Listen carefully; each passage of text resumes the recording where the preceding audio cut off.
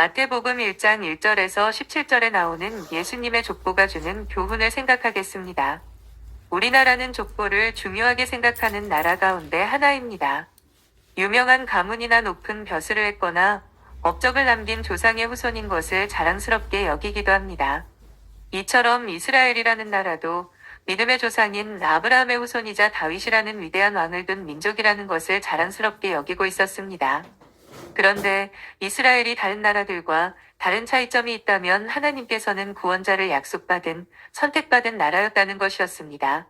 하나님께서는 아브라함과 다윗의 후손 가운데 이스라엘의 구원자가 나실 것을 미리 약속해 오셨습니다. 그러니까 이스라엘은 구원자가 오시기를 고대하고 기다리는 상황 가운데 있었던 것입니다. 마태복음은 1차적으로 족보를 중요하게 여기는 유대인들을 위하여 기록된 복음서입니다. 저자 마태는 예수 그리스도의 출생과 하나님, 나라의 사역에 앞서 예수님의 족보를 제시함으로써 그분이야말로 이스라엘이 기다리던 유대인의 왕이시요 참 메시아 되심을 명확히 입증해주고 있는 것입니다. 그러니까 마태복음에 제시되어 있는 족보는 단지 하나의 부록에 불과한 문서가 아닙니다. 그것은 1장 전체의 요약이라고 말할 수 있습니다.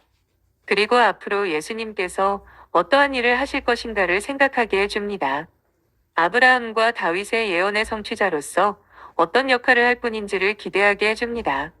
이 족보에서 예수 그리스도는 다윗의 자손으로 불리우고 있는 것입니다. 다윗의 자손이라는 이 표현은 20절에서 다시 나타나는데 그곳에서는 예수의 아버지인 요셉에 대하여 적용이 되고 있습니다. 그러나 예수에 대한 요셉의 관계가 16절에서 매우 조심스럽게 서술되고 있는 점에 주의해야 합니다. 요셉을 그리스도의 육신의 아버지로 생각할 수 있는 가능성을 의도적으로 배제하고 있음이 이 귀절에서 분명히 밝혀집니다. 이 족보에서 마태가 암시하고 있는 사실은 요셉이 자연적인 의미에서가 아니라 오직 법적인 의미에서만 아버지라는 점입니다. 18절에서 25절에 뒤따라 나오는 아름다운 기사에서 상세히 설명되고 있는 사실이 바로 이것을 가리킵니다. 그러므로 우리는 사람의 아들이신 그분이 또한 하나님의 아들이라는 사실을 보게 됩니다. 그분은 예언을 성취하기 위해 이 땅에 오신 분으로서 아브라함과 다윗의 참 자손이시며 오직 그분 홀로 이스라엘과 인류의 참 소망이신 분입니다.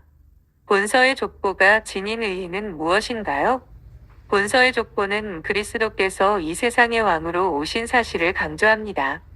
구약의 많은 부분들과 유대인들은 그리스도가 다윗의 왕적인 혈통을 잇는다고 믿어왔습니다. 예수님께서는 그의 삶 전체를 통하여 다윗의 자손으로 불리어졌습니다. 이런 의미에서 마태는 예수님께서 다윗의 자손이라는 사실을 족보로 증명해 두려고 했습니다. 이러한 작업은 족보를 중요시하는 유대인에게는 절대적인 조건이었습니다. 이 사실이 현재 우리에게는 메시아의 왕권에 대한 문제로 다시 제시되며 이런 왕권은 세상 끝날의 심판자로 하나님 나라의 통치자로 연결되어지고 있습니다.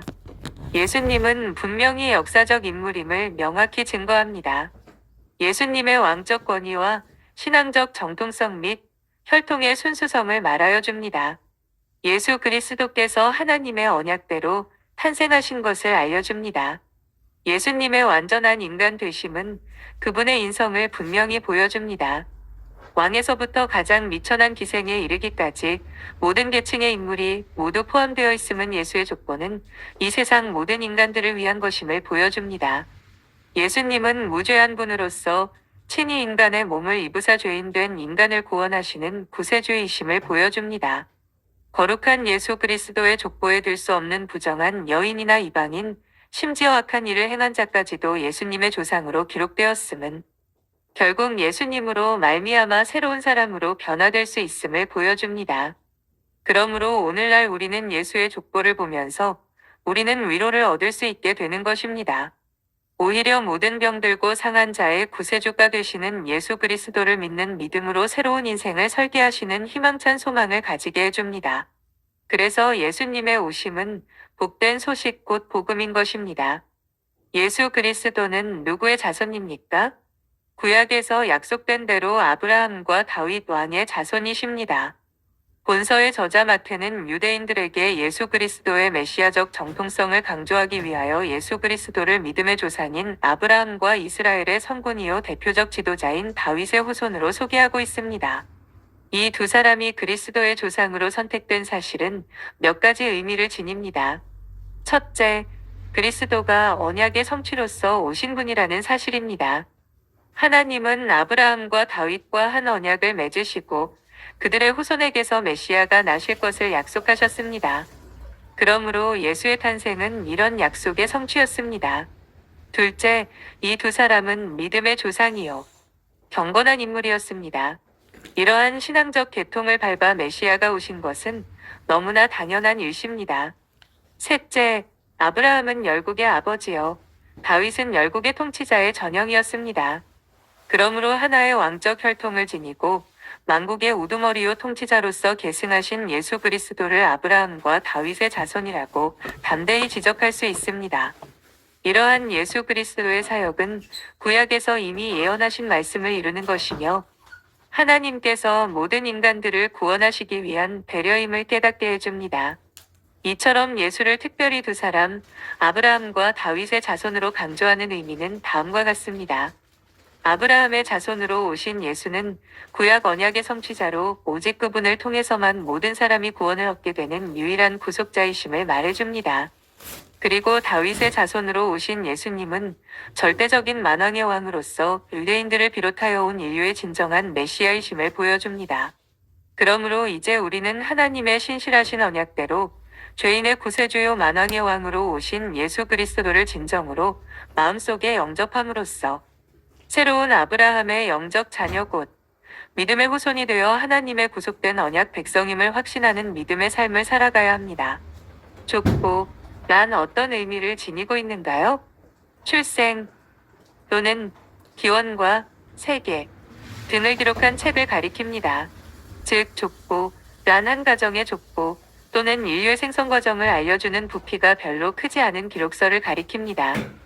본서에서 이것은 물론 완전한 하나님이시며 동시에 완전한 인간이신 예수의 출생의 대략을 밝혀주는 역사적인 증빙 자료라는 측면에서 취급되어져야 합니다. 정작 본서는 한 사람 곧 예수 그리스도의 역사를 제시해 줍니다. 그 속에는 그분의 성격이 나타나 있고 지상에서 이루어진 그분의 생활 전모가 투영되어 있습니다. 그러므로 본서는 우리를 충분히 그리스도께로 이끌어주며 그분을 발견할 수 있도록 해줍니다. 앞에서 말한 것처럼 앞으로 예수님께서 어떠한 일을 하실 것인가를 생각하게 해줍니다.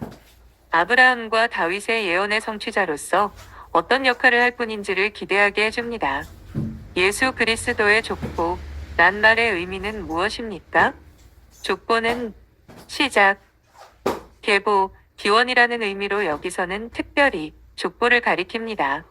따라서 예수 그리스도의 세계, 난 예수 그리스도의 탄생 근거를 혈통을 조다 역사적으로 밝혀주는 족보를 가리킵니다. 하지만 이 족보는 예수의 개인적인 출생 근거에 머무르지 않고 온 인류의 구원을 위한 역사적 기록입니다. 왜냐하면 족보 안에는 온 인류의 구세주 되시는 예수 그리스도를 통하여 죄인된 인간을 구속하기 원하시는 하나님의 사랑의 여실히 드러나고 있기 때문입니다. 실로 예수 그리스도는 인간의 죄를 담당하시기 위해 인간의 혈통을 좇아 이 땅에 셨습니다. 그러므로 오늘 우리는 우리를 위해 오신 예수님을 찬송하고 우리도 그의 구원의 족보 속으로 들어가 하늘나라의 영적 생명책에 기록되는 영광과 기쁨을 누려야 할 것입니다. 예수란 이름의 뜻은 무엇인가요? 여호와는 구원이시다 란 의미입니다.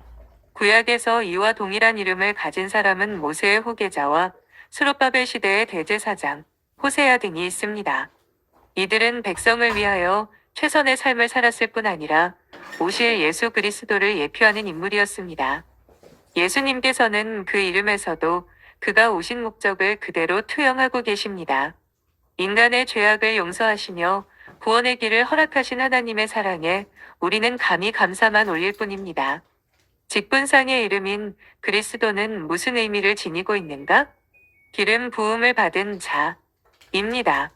좀 더 상세히 말하자면 하나님의 주권적인 섭리에 의해 자기 백성을 하나님의 말씀으로 올바로 양육하고 다스리며 그들을 구원하기 위해 선택되며 기름 부음 받은 자란 뜻입니다.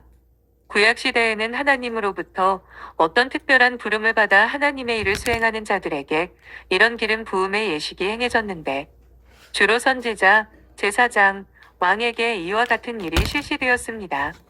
실로 예수님은 우리의 선지자와 유일하신 대제사장과 영원하신 왕으로 기름 부음을 받으셨습니다. 그분을 통해서 우리가 하나님 나라의 시민이 될 수 있으며 또한 날마다 삶의 올바른 길을 제시받을 수도 있고 하나님 앞에서 죄 사함의 은총을 누릴 수도 있는 것입니다. 이 모든 것이 예수께서 우리를 위해 이 땅의 메시아, 그리스도로 오셨기 때문에 가능하게 되었습니다. 이삭과 야곱이 족보에 오른 이유는 무엇입니까? 아브라함이 하갈에게서 얻은 첫 아들 이스마엘이나 이삭의 장자에서는 하나님이 택한 언약 계열에 속하지 않았으므로 장자의 명분을 얻을 수 없었고 따라서 족보에 기록될 수가 없었습니다. 그러므로 예수 그리스도의 족보에는 이삭과 야곱이 실질적 상속자로 기록되었습니다. 이것은 예수 그리스도의 족보가 단순히 혈통의 흐름을 기록한 것이 아님을 보여줍니다. 예수의 족보는 하나님의 주권적인 구속의 섭리를 말해줄 뿐 아니라 하나님의 언약을 계승할 언약 후손들의 족보임을 알려주는 것입니다. 그러므로 오늘날 그리스도의 보혈의 피로 하늘의 영적 족보에 기록된 우리는 구속의 공로가 나의 공로가 아니라 오직 하나님의 주권적 섭리여 은혜임을 깊이 깨닫고 언약의 자녀가 된 것을 늘 감사해야만 합니다. 야곱의 10 아들 중 넷째인 유다가 예수의 족보에 올라간 이유는 무엇입니까? 유다의 윗형들인 르우벤과 시므온과 레위가 범죄함으로 장자될 자격을 상실했기 때문입니다. 그래서 넷째인 유다가 형들을 대신하여 왕적인 장자의 축복을 받았는데 그 축복의 내용은 치리자의 지팡이인 홀이 유다를 떠나지 아니할 것이라는 예언이었습니다. 이것은 하나님의 주권적인 섭리를 여실히 보여주는 사실로서 곧 선택의 은총이 연장자의 순서에 있지 않고 오로지 하나님의 은혜에 있음을 말해줍니다. 곧 어떤 조건이 결코 은총의 이유가 될 수 없고 하나님의 주권적인 선택만이 은총의 이유가 됨을 보여줍니다. 오늘날에도 하나님의 은혜는 어떤 인간적 조건이나 외적 요인으로 오는 것이 결코 아닙니다. 오히려 하나님의 섭리는 나중된 자가 먼저 되고 먼저 된 자가 나중된다는 교훈을 보여줍니다. 그러므로 우리는 오직 그분의 섭리와 기쁘신 뜻에 순종하고 찬양해야 할 것입니다. 그것은 치리자의 지팡이인 홀이 유다를 떠나지 아니할 것이라는 야곱의 예언 때문입니다. 법적으로는 야곱의 12아들 르우벤, 시므온, 레위, 유다, 단, 납달리, 갓, 아셀, 이사갈, 스불론, 요셉, 베냐민 중에 르우벤이 장자였고 특별히 야곱은 요셉을 지명하였지만 하나님께서는 유다를 높이셨고 그의 후손 중에 메시아를 출생시키셨습니다. 이러한 일은 인간의 공로나 어떤 뛰어난 점에 의해서 결정되지 않았습니다. 오직 하나님의 절대 주권적인 선택 의지와 그분의 은혜로 말미암아 결정되었습니다. 이것은 오늘날에도 적용되는 진리로서 우리가 구원받아 하나님의 자녀가 되고 하나님 나라의 확장에 쓰임받는 귀한 인생으로 살아갈 수 있는 것은 모두가 하나님의 깊으신 은혜와 섭리와 경륜 때문입니다. 1절 말씀을 다시 살펴보며 마치도록 하겠습니다. 예수 그리스도를 가리켜 아브라함의 자손이라고 소개하고 있습니다. 그렇다면 이 복음서의 저자인 마태는 예수 그리스도를 소개하면서 아브라함의 자손임을 먼저 강조하는 이유는 무엇일까요? 그것은 먼저 이 복음서가 1차적으로 유대인들을 대상으로 기록되었기 때문으로 볼 수 있습니다. 유대인들은 자기들의 조상을 아담도 아니고 모세도 아닌 아브라함이라고 믿고 있었기에 마태는 먼저 이 부분을 강조하여 유대인들의 관심을 유도하고 있다고 볼 수 있는 것입니다. 하지만 단지 이러한 이유 때문만으로 예수가 아브라함의 자손님을 강조하고 있는 것일까요? 아닙니다. 왜냐하면 지금 마태가 소개하려고 하는 예수 그리스도는 단지 유대인만을 위해 오신 분이 아니기 때문입니다. 그렇다면 이보다 더 근원적인 이유는 어디에 있을까요? 성경을 보십시오.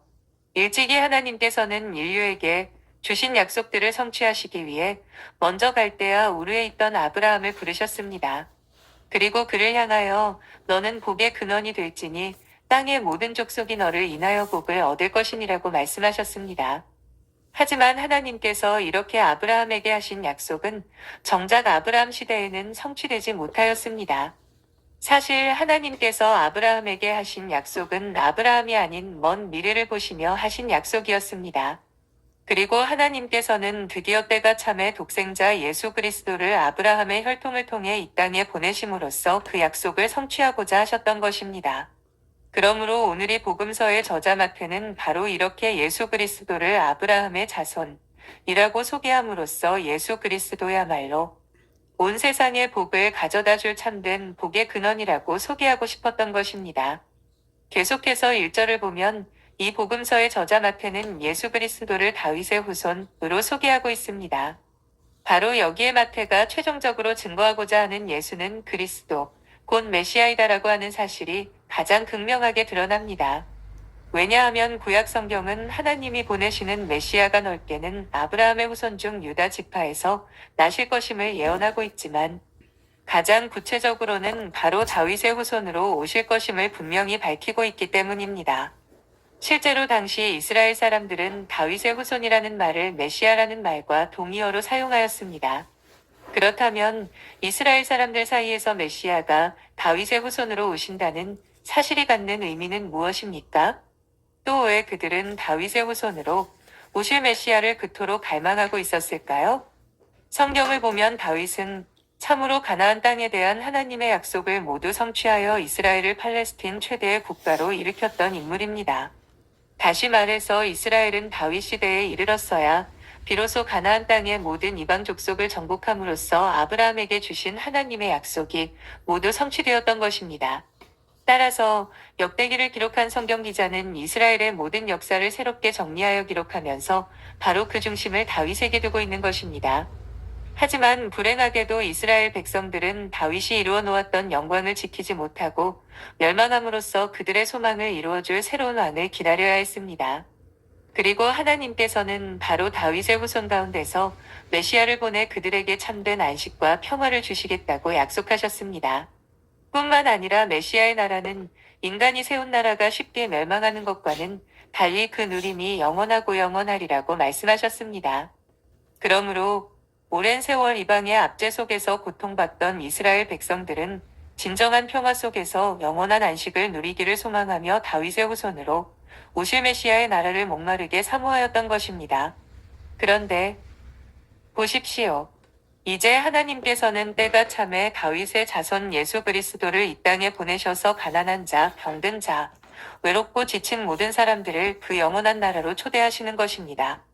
그러므로 이 거친 세상에서 스트레스와 불안으로 쉼이 없습니까? 그렇다면 주님을 통해 세상에서 맛보지 못하는 천국의 평강을 누리실 수 있기를 바랍니다. 험한 이 세상에서 지치고 고나여 새로운 힘과 능력을 얻기 원하십니까? 그렇다면 양들의 문이신 주님을 통해 하나님의 나라로 들어가 살찐 꼴과 생수로 우리들의 몸과 마음을 새롭게 하시길 바랍니다. 우리의 몸과 마음의 슬픔과 고통으로 눈물이 마를 날이 없으십니까? 그렇다면 주님을 통해 하나님께로 나아가 간구하시길 바랍니다. 그리하면 하나님께서 우리의 눈에서 눈물을 씻기시며 세상이 줄 수 없는 위로와 기쁨을 주실 것입니다. 하나님께서는 이 시간도 주님을 통해 우리를 하나님의 영원한 나라로 부르고 계십니다. 그러므로 하나님의 부르심과 인도하심에 따라 믿음으로 나아가고 순종하며 하나님께서 주시는 은혜만을 누리시길 바랍니다. 천국을 소망하며 살아가는 우리 모두가 되시기를 기도합니다. 아멘.